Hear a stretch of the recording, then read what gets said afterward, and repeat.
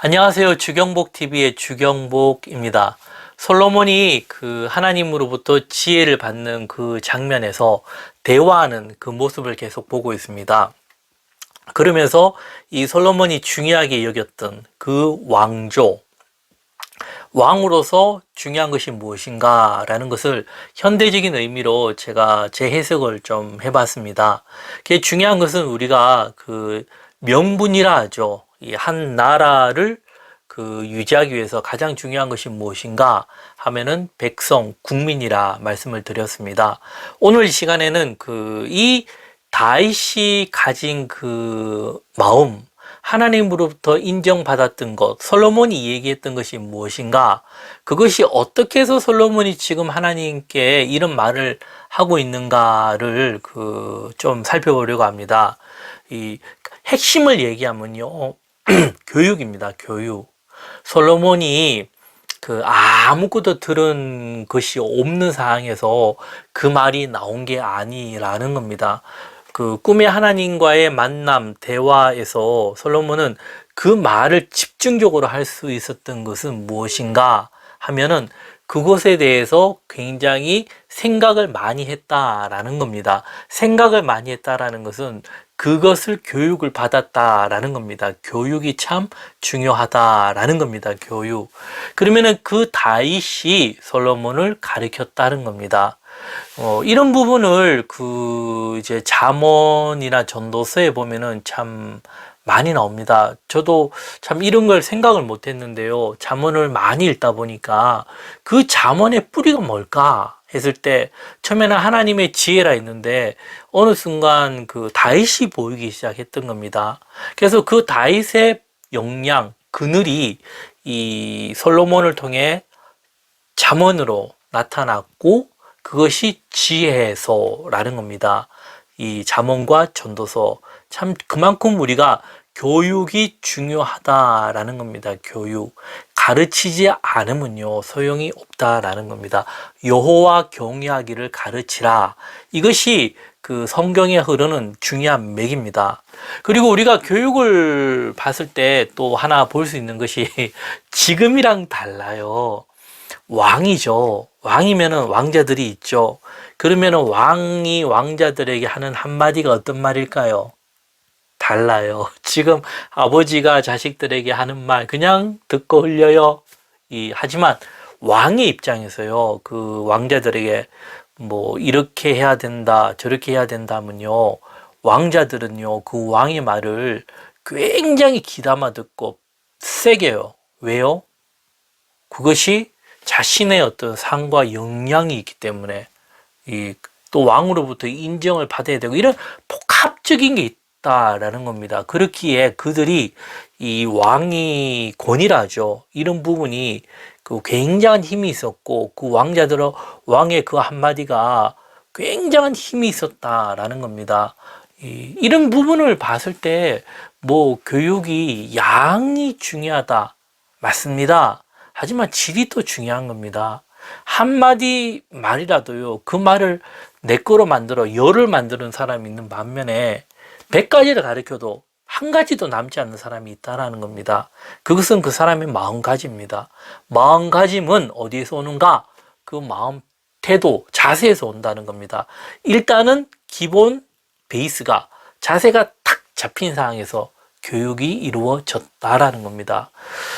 이것이 또 다르게 얘기하면요. 제가 기도 놀라운 특권에도 그런 이야를 제가 들었는데요. 예전에 왕이 어떤 평민이나 그냥 별 힘이 없는 신하에게요. 부탁을 하는 겁니다. 자네가 어떻게든 나를 지켜달라. 이러면은 힘이 없는 신하나 사람들은 왕을 어떻게 할까요? 목숨을 걸고 지켜줍니다. 이해가 안 돼요, 지금 세대들은. 왜 그러는데? 왜 그러는데? 그죠? 그때 왕은 어떤 존재입니까? 절대적인 존재입니다. 그런 존재가 나를 인격적으로 받아주고 대우해줬다. 그러면요, 감격이에요, 감격. 그리고는 어떻게 해요? 있는 힘을 다해 자기 목숨을 버리면서까지 왕을 지켜 주었다는 겁니다. 이것이 그 시대의 사람들의 생각입니다. 왜 제가 이런 말씀을 드리냐면요. 그 바울이 기록했고 신약 성경에 보면요. 하나님을 왕의 왕, 주의 주라 고백하죠. 우리가 생각하는 그 개념이 아니에요. 이런 어떤 사상이 있다 보니까 어떻게 해요? 그들이 지금 통치하는 왕보다도 더 높은 하나님께서 나를 택해 주시고 나에게 일을 맡겼다. 와, 그 간격은요, 그들에게는 굉장한 거였다는 겁니다. 지금은 하나님이 택해 주셨다. 없어요, 간격. 있죠. 달라요, 우리가. 이걸 알아야 돼요. 제가 항상 오랫동안 고민했던 것이 왜 현 시대에는 큰 인물이 안 나올까 참 많이 고민해 보니까요. 이런 생각을 딱 깨달아지고부터는 없는 게 정상이구나.